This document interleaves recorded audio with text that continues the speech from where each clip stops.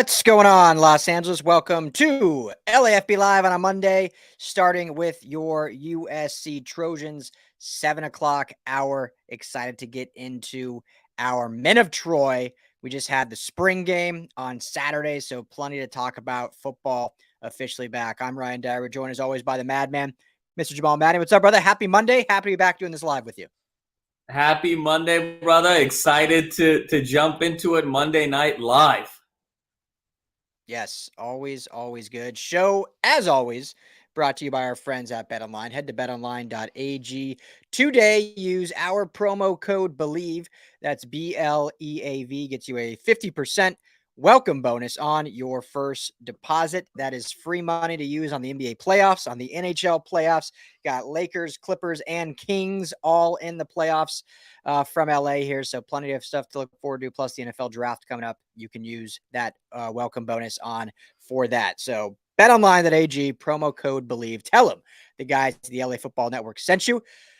Little different start time tonight, not for the Trojans. Trojans is always 7 o'clock, but we didn't do Rams and Chargers from 6 to 7. We're going to do those after. So if we have any of the LA football just faithful that ride or die with us for the full 2 hours, we're going to have the pros on the back end. So we're going 7 to 9 tonight. We may end up moving to that. We'll see how it goes. 6 sometimes after work seems a little rushed for some people trying to get on. And so maybe 7 to 9. We'll see. We're very flexible, kind of testing this out. But we wanted to test it out this week, so we kept the college the same. So Trojans right now 7 to 7:30. Bruins will be 7:30 to 8. Rams 8 to 8:30, and Chargers 8:30 to 9. But starting with our Trojans, football was back, baby. Beautiful day on Saturday in Los Angeles. It was the spring game. It was the Heisman commencement ceremony, if you will. I know, Caleb already got the Heisman, but presenting it to the fans at the Coliseum. So just a lot of fun. Good turnout of fans that were there. Your just overall thoughts, Jamal, before we kind of dive into some player, who showed out, maybe who struggled, maybe some takeaways, but just overall thoughts of a fun spring showcase at the College. No, Ryan, I mean, obviously doing a spring game is just such an invigorating way for fans to get rejuvenated, excited again, because obviously then there's a whole kind of summer, there's an early fall camp, and then you get into the season. So always just great to be out in the Collie. Looked like a really great turnout in terms of fans, excited to see what this team was all about. And I think, again, the uniqueness of this game where it's kind of offense versus defense and the different scoring, I think made it really fun, as it always has in this short Lincoln Riley era. Yeah, I think for the fan turnout, I want to say the total numbers. They didn't announce it. They usually announce it in the press box, but I didn't hear it. But I think it was around upper 20s, low 30s. Last year was 33,000, which was the most ever for a spring game. So little under that, but they did it a little different this year where they had everyone sit on the press box side. So for anyone that saw photos from the press box and it looked empty, it was just because everyone was sitting underneath us. But that whole area was very full, and I think they get a little more shade there, which is probably why. But it was fun. I mean, the fans were excited. There was great noise in the stadium. You could feel the sense of football's back, but also the sense that last year it was so new, right? The fact that the Clay Helton era was done, the Lincoln Riley era had begun. So there was just this newness, this excitement. This year was much more like, okay, the expectation is a national championship now. Like, yeah, there were people saying that last year, but that was not really the true, like, no one truly believed, I think, they're going to win the Natty in Lincoln's first year. But now in year two, you could sense, even from just the fan base, that, okay, now it's go time. Now it's time to get into it. And what we've been saying kind of all along, that this is a real gauge of kind of what to expect for USC football now, going into Lincoln's entire tenure here at USC. So overall, a fun day. I was blessed to be a part of it and hanging out, seeing a lot of the media members again. And yeah, I mean, overall, what we can start, we'll start with Caleb. I mean, overall, 3 plays, basically, 1 series, 3 plays, 2 passes, 2 for 2, 55 yards and a touchdown.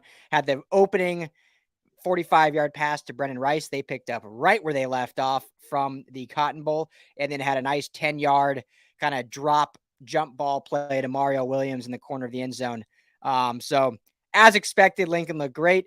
I thought we may get another series or 2 out of him, but at the same time, Lincoln said in his press conference afterwards, he was asked about it. He's like, look, the point of this game is to better our team. I don't think Caleb playing another series or 2 is going to make him any better So why risk anything? And we really want to showcase these other college quarterbacks and Miller Moss and the young Malachi Nelson to really get ample game time action, which they were able to do. So, business as usual for Mr. Caleb Williams.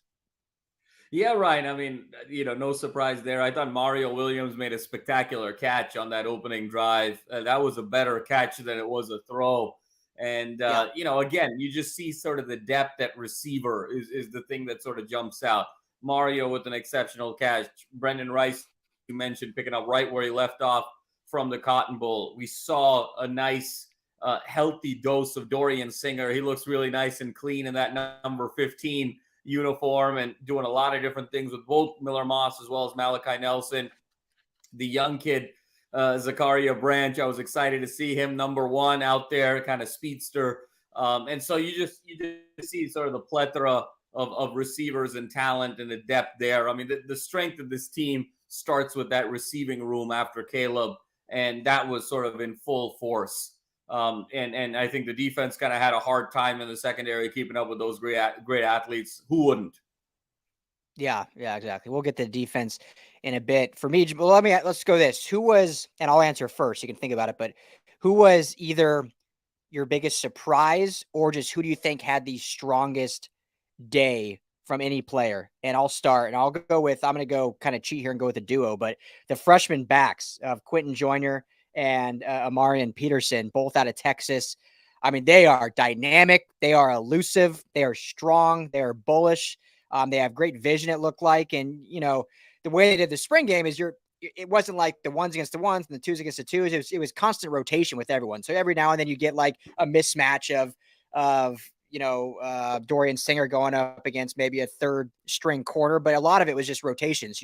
Sometimes your third string guy were facing first string guys on offense versus defense. And so those backs to me, Jamal, like the fact that, Austin Jones is kind of your incumbent, if you will, starter. Marshawn Lloyd, obviously, I think looked really good in the limited action he got, and he's going to be dynamic. He was in the press conference afterwards, so got to speak to him a little bit. So they both looked good. Raleek Brown, which we can talk about in a minute, was used more kind of in the slot, but still has that speed versatility as a back. And you have those 3 guys, plus you're getting back, 2 guys coming back as well. Plus you're getting these 2 incoming freshmen, and everyone's talking about the receivers, us included. And I don't think these running backs are getting talked about enough, because those 2 freshman backs, the fact they're going to be here, if they don't transfer for, the next 3 seasons, has me really excited about what's being added to this offense that was good last year, but it was not as good as it could have been, and forced Caleb to carry a lot more than maybe he needed to. Whereas now this year you have these 5 to 6 backs that can really carry the load. So I was very pleased with how those freshman backs looked.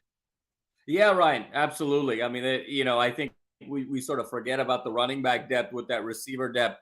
For me, the 2 guys that really jumped out, one was Marshawn Lloyd. And, as great as the freshman backs were, to me, Lloyd, looks like he's running back 1 going into the season. And especially that one dynamic play he made, Ryan, down the right sideline, where he kind of went left, went right, came back left, and then spun back the other way and sort of went across the grain there. I mean, I think you can tell there's a chemistry with Marshawn Lloyd and Caleb Williams that dates back to them being on the same Pee Wee teams together, being on the same team up until 8th grade, and then going playing in kind of rival schools and rival regions, and then always having to go up against each other every year. And so I really liked what I saw to Marshawn Lloyd. And then I'll be honest with you, not necessarily the stats jumping off the page, but I really liked what I saw out of Branch. And I think that he's just going to bring kind of an explosiveness to this receiving core. And I think he's going to be in many ways that wild card. And I think how sort of Lincoln decides to get him the ball, I think is going to be really fascinating, because he's forcing Lincoln's hand to sort of get on the field right away. And I really like what I see out of Branch. And it's such a deep group at wide receiver, but I really love what I see there. Ryan, the one thing I will say about Raleek Brown in the slot, I think it's interesting. Raleek Brown might transfer. The more I sort of think about it, especially when you look at the 2 freshman backs you were talking about, I think Jones brings an element of kind of the hammer. I think Marshawn Lloyd, just with the experience and the chemistry, I think is going to be RB1.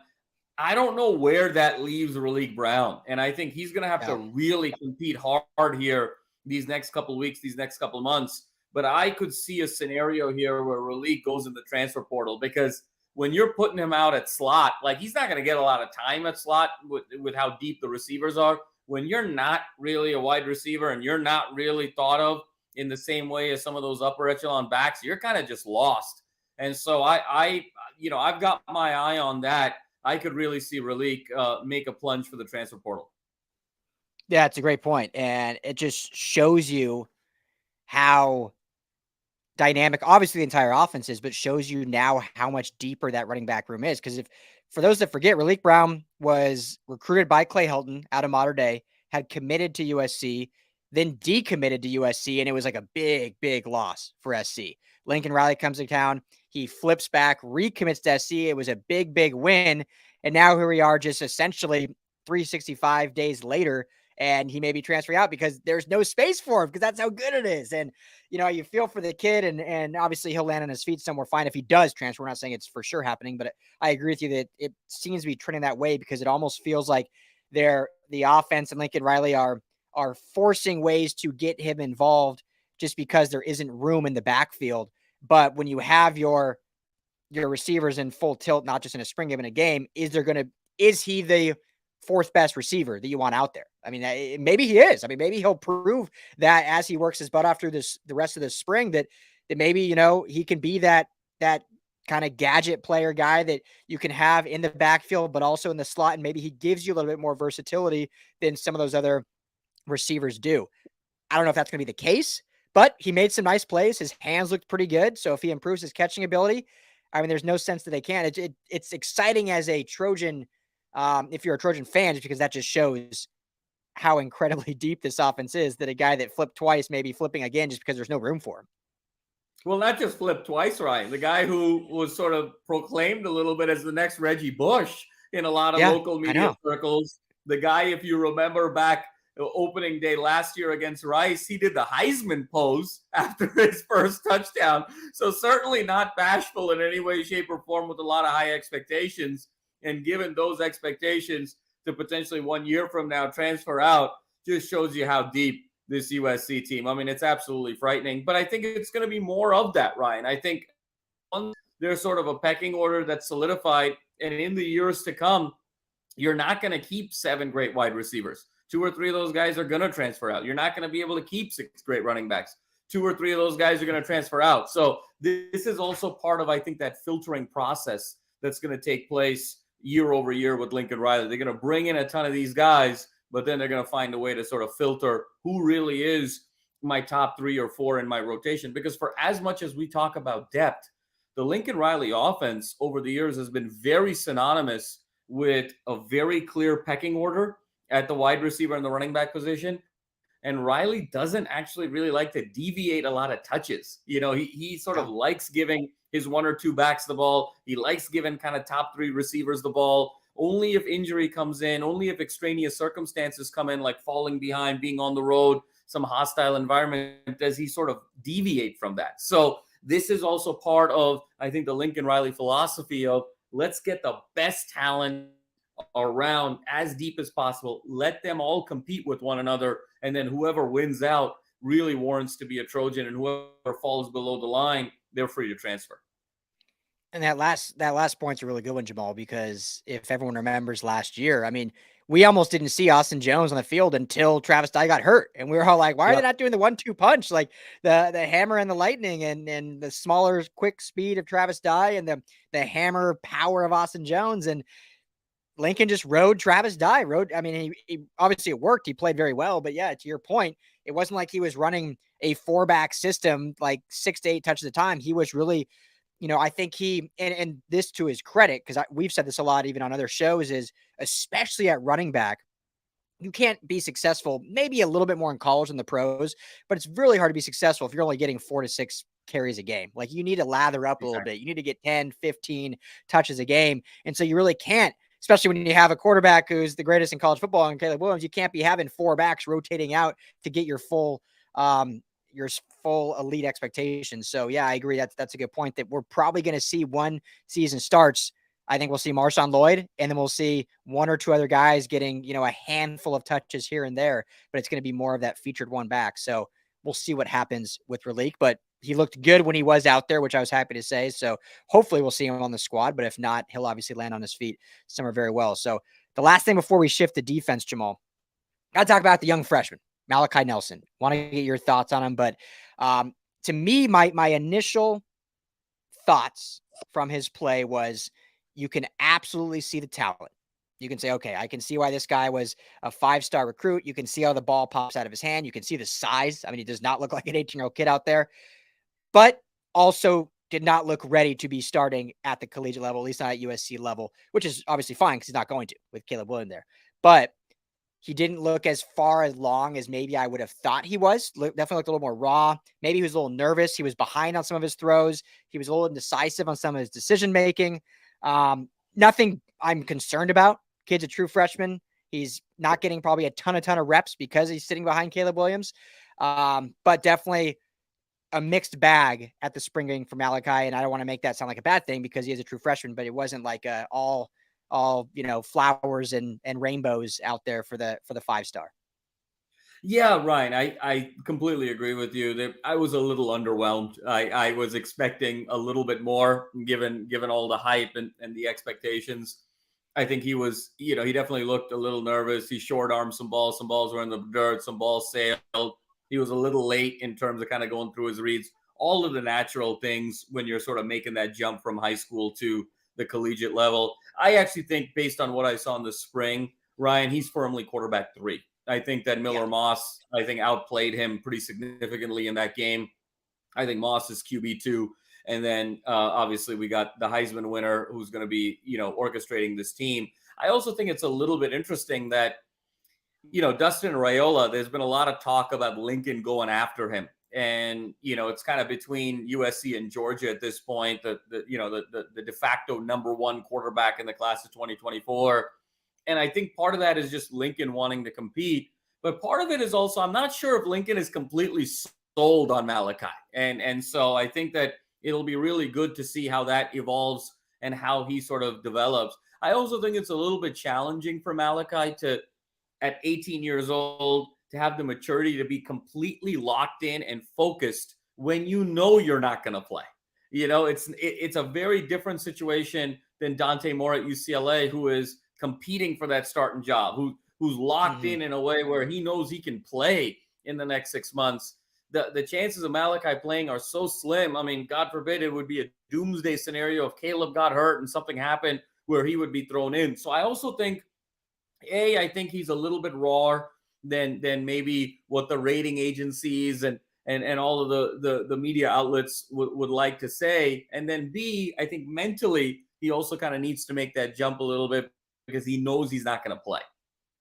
Yeah, it can be, and this is what makes the great ones great, but it can definitely be challenging to stay motivated and play at your most elite level when you're not going to play. I mean, in any sport, in any walk of life, if you're not going to be out there, sometimes it can be hard to keep that switch always on. And that's what makes the great ones great, is they're always ready. And when it's their time, they seize it and they never give it back. Right. I mean, that's the Tom Brady mantra. He was a backup 6th-round draft pick, comes in for injured Drew Bledsoe. And we all know how that story writes right after that. So I again, not worried about Malachi. Go ahead. The one thing I'll say is it almost puts more urgency into this year because obviously USC is going to always have a 5-star recruit at quarterback in the entire Lincoln Riley era, but not all 5-stars are created equal. And when you looked at Caleb Williams his freshman year, when you looked at his high school film, big difference between that Caleb Williams and this Malachi Nelson. So, not all 5-stars again are created equal. And there's a really special player here at currently a quarterback for USC. And you really want to cash in on that window because there's no guarantees in the future. I know we're sort of talking about year 2 of a very long run, and it will be. And it's going to be every year there's going to be a 5-star quarterback at USC. But Caleb is special. And this year really, really matters to the future of this program. 100%. The only thing, if I'm playing devil's advocate, which I agree with you, but if I'm playing the other side, the only thing I'll say to that is 2 parts. One, so far Malachi's had 12 practices in a spring game with USC. So we haven't even seen him in the fall yet. And 2, as great as Caleb is, he did lose the starting job as a freshman to Spencer Rattler and then ended up taking it over later on in the season. Whether that was a decision to let him ease into it or whether it was Spencer was purely better at that time, I'm not going to sit here and pretend like I know Oklahoma football super, super well back then. But for those looking at that, like that's why it shouldn't be concerned. There's still plenty of time. They're still good. But I agree with you. It shows that this year is that much more important because of what they do have at quarterback. They have that guaranteed Heisman winner sitting up there. They're not waiting on a projection or a star rating to hopefully become what they can be. We know what Caleb Williams can be. So that's what adds the urgency there. And speaking of the urgency, let's wrap this up with the defense here for a few minutes. Your thoughts on the defense? Did you think it looked improved? Gentry didn't play. I don't think Romello Height played. So there was some guys out. Whether that has transfer implications, I don't know. I don't know. I'm not trying to read in that. There's questions weren't asked. Whether it was just maybe they're a little dinged up, so they kept them out, or whether they just those guys were firmly in their spots and they didn't need to see much from them in this game. I don't know. But overall, what were your thoughts of the defense in this in the spring game? Ryan, I'm really excited about this quartet of athlete in the form of Jamil Muhammad, Mason Cobb, Keon Bars, Anthony Lucas. Really excited about them, and I thought they showed out really well over the course of the spring game. I think the defense looked more dynamic. I think they looked more athletic laterally. I think there was more burst. I think they can sort of close to the ball faster. But the question I have is it's almost sort of a purchasing power question. Where are they still good enough? And I'm not sure I saw enough. Again, it's a spring game. I think they're better, but they're still not quite championship level. And I kind of make the analogy to purchasing power. Like you can make a lot of money in New York, but you have to spend a lot of money in New York. And $750,000 in New York is like $250,000 in Houston. And you can probably have the same level of life at 750 in New York and 250 in Houston, and it's sort of purchasing power. And that's kind of how I think about this USC defense this year. I think it's better, but when you look at the quarterbacks that they have to go through this year, they are significantly better than what they saw last year. When you look at the Penixes and the Nixes and the Deloras and the Uliangalales and on we go. So I don't know if that delta has actually been gained any yet. They're better, but everyone they're going to play is better. And so now the degree to which that sort of plays out remains to be seen. I really liked what I saw. I think they're more athletic. Depth is still a concern for me because if one or two of these guys gets hurt, I think we're going to be back to where we were last year. So I like what I'm seeing, but I think it's TBD. It's an improved grade, but not. This defense still does not look championship level to me yet. Yeah, I agree with you. It's really hard to make any true summations from a spring game. I mean, they were hitting, so it's live action. They are hitting, but just you're not going up against Caleb outside of 3 plays, and he drove right down the field and scored right away. So that was enough of that. But I will say I think the front seven looked much improved, which obviously the big names there are the Mason Cobbs, the Jamil Muhammads, the Anthony Lucas is a beast, man. Like that's going to be a big time transfer come in. He's going to be very, very good.